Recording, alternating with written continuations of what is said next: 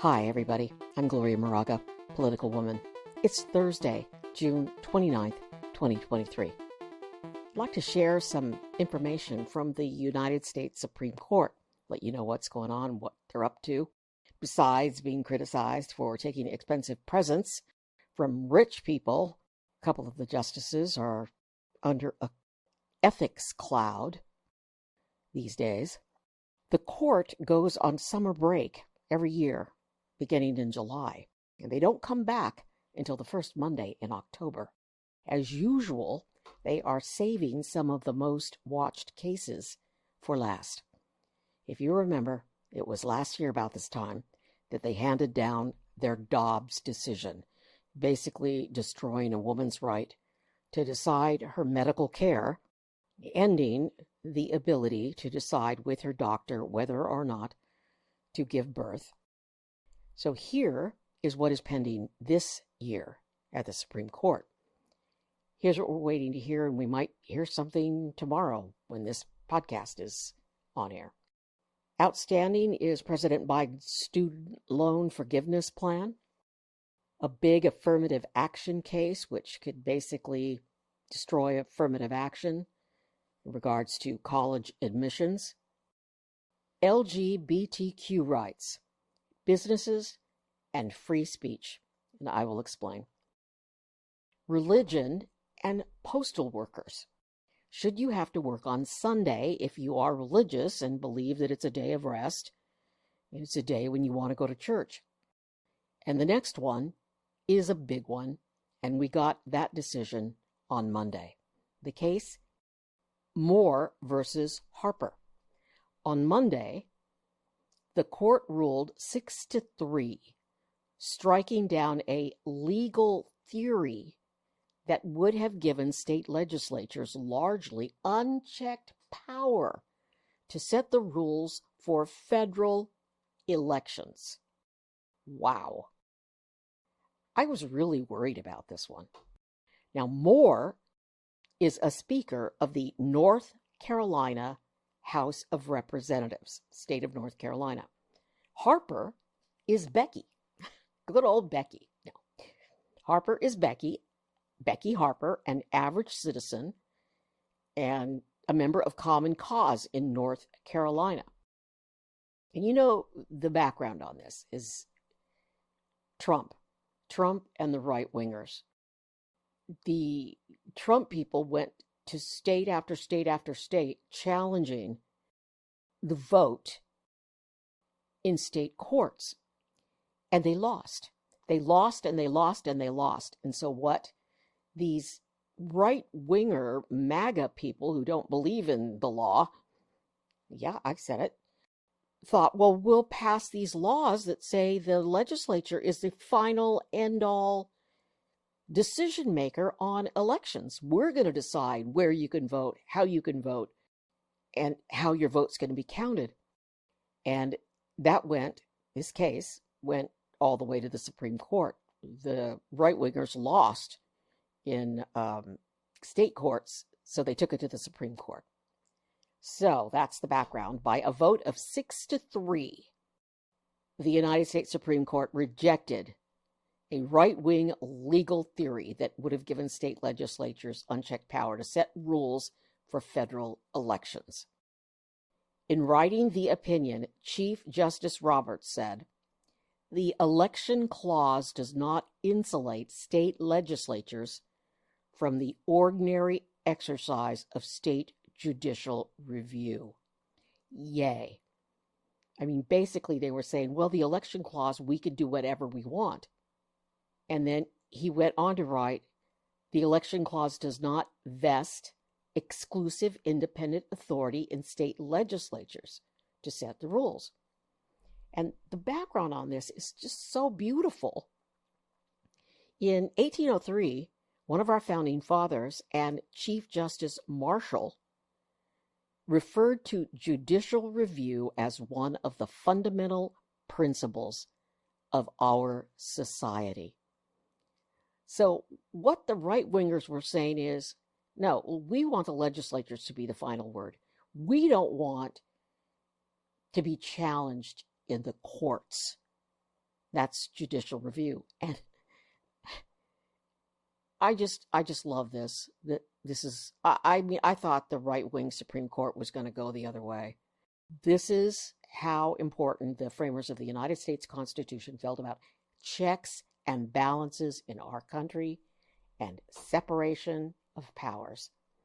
Roberts wrote on Tuesday, he wrote that the framers of the Constitution recognized that state legislatures are bound by the provisions of the very documents that give them life, meaning state constitutions.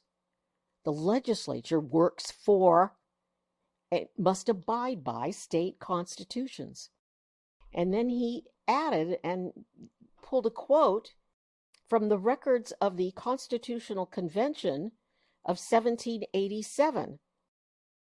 And he wrote, legislatures, the framers recognized, are the mere creatures of state constitutions and cannot be greater than their creators.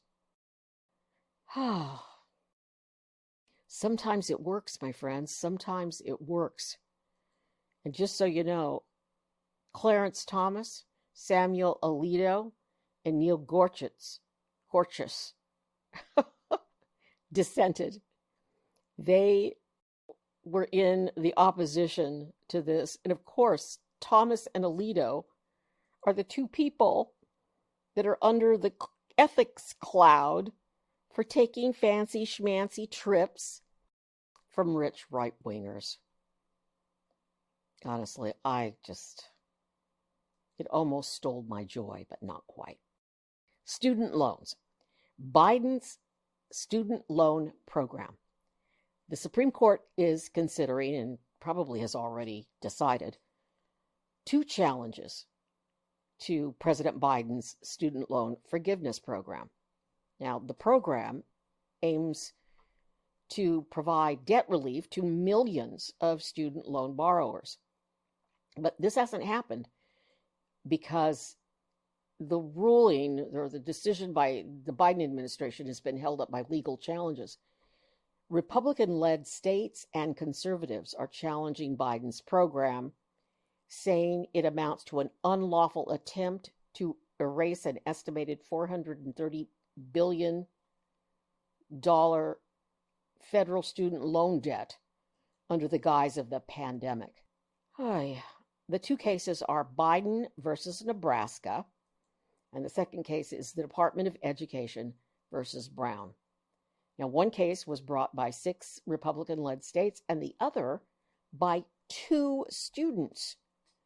The two students didn't have student debt, or they paid for their student debt in another way. And they're just angry because now other students might get their debt forgiven. And bottom line, at the heart of the case is the Department of Education doesn't have the authority to forgive these loans. And during the arguments, several of the conservative justices have signaled in their questions some of these agencies, like the Department of Education, has too much power, and that these agencies are upsetting the separation of powers. So, I just read an article about Ron DeSantis, the guy running for president from Florida, who's just a right-wing nightmare, wants to get rid of the Department of Education and the Department of Commerce and other departments. And my friend Jamie Dupree tweeted, the National Weather Service is in the Department of Commerce.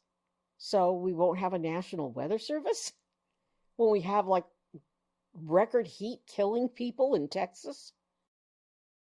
Wow. I don't know. The next case, religious employees. It's Groff, Groff versus DeJoy. The court will decide whether employers must make accommodations for their workers' religious practices. This is after a postal worker refused to work on Sundays for religious reasons. Groff is Gerald Groff. DeJoy is Louis DeJoy, an American businessman serving as the 75th U.S. Postmaster General. You remember him? He was reamed because of all the problems the U.S. Postal Service has had in a congressional hearing. Back to the case. Gerald Groff is a former mail carrier. He no longer is a mail carrier. An evangelical Christian. He sued the U.S. Postal Service because it failed to accommodate his request not to work on Sundays. A lower court ruled against Groff, holding that his request would cause an undue burden on the United States Postal Service and lead to low morale at the workplace when other employees had to pick up his shifts. So now it's gone all the way to the Supreme Court. Next, affirmative action in college admissions. The case is called Students for Fair Admissions, Inc. versus President and Fellows of Harvard College. The court will decide whether race-conscious admissions policies at Harvard, a private institution, and the University of North Carolina, a public one, violate the Constitution or federal civil rights laws. The court is considering whether colleges and universities can continue to take race into consideration as a factor in admissions. This decision could overturn long-standing precedent that has benefited Black and Latino students. At issue are programs at Harvard and University of North Carolina that the school says help them to achieve diversity on campus. And finally, the last one is a doozy. Wow. It's religion, free speech, and gay rights. Can businesses deny services to LGBTQ customers? The court will decide whether the First Amendment allows a web designer who objects to same-sex marriage to violate a state law that prohibits discrimination based on sexual orientation. All right, the case comes from Colorado. Colorado has strong anti-discrimination laws. At the center of this case is a graphic designer. Her name is Lori Smith. You can find her if you just look up this case. It's 303 Creative versus Elanus. And 303 Creative is Lori Smith's business. She wants to expand her business, her graphic design website business. She wants to create custom websites to celebrate weddings. But she does not want to work with gay couples out of religious objections to same-sex marriage. Now, here's what really just frosted my cake. Smith doesn't even have a wedding website business. I guess she has another business, but she hasn't started the wedding business, because she's waiting to see what happens with this case. So she never violated Colorado's law. So this case has made it all the way to the Supreme Court, and there's really no violation of law. But she is backed by anti-LGBTQ conservatives, and they're using First Amendment free speech. So the conservatives are saying it violates this woman's free speech if she has to work with LGBTQ customers. I don't even know about this. I've read so much on this case, it's made me crazy. And I just think these people are so filled with hate. No one's ever even asked her to build a website for them. She doesn't even have a business. But yet there she is on the steps of the Supreme Court Well, all her right-wing anti-gay lawyers supporting her. All right. So these are the cases that we're going to be hearing decisions from the Supreme Court in the next couple of days. I covered the court for years, and it was always like right before 4th of July. I'd get all these decisions on all these cases, and I mean, I've done my background, I've done my research, I've listened to the arguments, but still I would have to stay late to do live shots because this is important. It's really important because it changes the way we can act and live. Some of these cases hurt our freedom, the freedom to love who we want, the freedom to get into the best college we can possibly get into, even though we're poor. We wouldn't have to worry so much if only everybody had voted for Hillary Clinton. You know, they didn't vote for her, they didn't like her. But we got Donald Trump instead, and he's a nightmare. Oh, and one of the stories I'm going to work on for tomorrow or the next day for the podcast is Rudy Giuliani. Rudy Giuliani, you know, Trump's right-hand man during the whole January 6th and going to all the states and trying to get the states to overturn the election results. He's talking to the special counsel. Yeah, he went in and talked to him. So that's coming up. I'm Gloria Moraga. I'm a political woman. I vote. Please vote. Be safe.